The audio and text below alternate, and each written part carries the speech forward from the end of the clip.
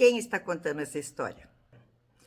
Tem que haver uma diferenciação entre narrador e autor, porque quando o escritor começa a escrever uma história, ele escolhe um narrador. E aí é como se fosse uma entidade que ele elegeu para contar aquela história, né? É engraçado que muitas pessoas me perguntam se o livro Te Encontro na Próxima Estação é a história da minha vida. Não é a história da minha vida. É que o livro Te Encontro na Próxima Estação, ele está narrado na primeira pessoa.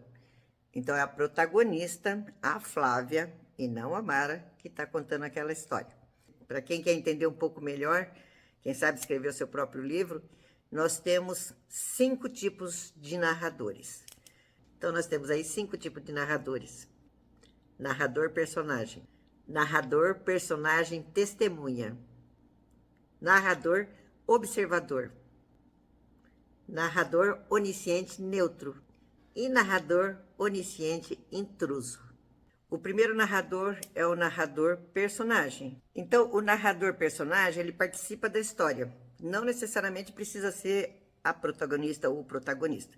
No caso do meu livro, sim, a Flávia é a protagonista da história. Essa história é narrada em primeira pessoa, então eu fui, eu vi, nós. Então eu vou ler um pedacinho só para você entender essa questão de quem está narrando. Então no primeiro capítulo a gente já encontra. Era a primeira sexta-feira de dezembro do ano de 1971. Eu, uma adolescente, querendo descobrir o mundo e as suas possibilidades. Começava naquele ano as idas e vindas das pessoas que eu mais amava. Começavam também as grandes transformações da minha vida, até então tão tranquila e tão protegida. Então aí vê que ela está falando no eu. Então essa é a narrativa da Flávia, que não sou eu. Na questão do narrador-personagem, vale atentar para um detalhe. Quem conta aquela história faz inferências do que ele sente e do que ele pensa, e não necessariamente é o que está acontecendo com aquela história.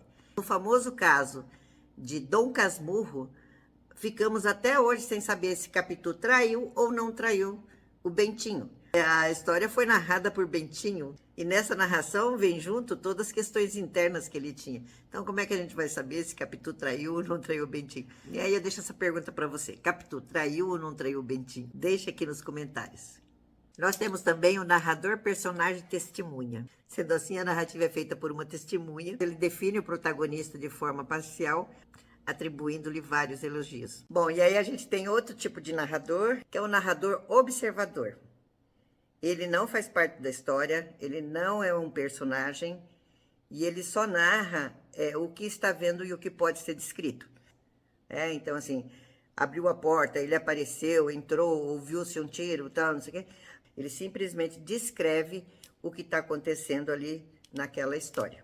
Esse é o narrador observador. Esse tipo de narrador é muito comum em romances policiais, onde o narrador vai descobrindo junto com o leitor o que de fato está acontecendo naquele local. Outro tipo de narrador é o narrador onisciente. Ele sabe de tudo, ele sabe do passado, ele sabe o que vai acontecer no futuro, ele sabe o que se passa na mente de cada um dos personagens. Ele está de fora e ele consegue entrar no pensamento de cada personagem. Dentro do narrador onisciente, nós temos 2 tipos. O narrador onisciente neutro, que conhece na intimidade todos os personagens. Ele é imparcial e não tem intenção nenhuma de influenciar o leitor. Ou seja, prevalece a neutralidade da sua narrativa. Outra forma de narrador é o narrador onisciente intruso.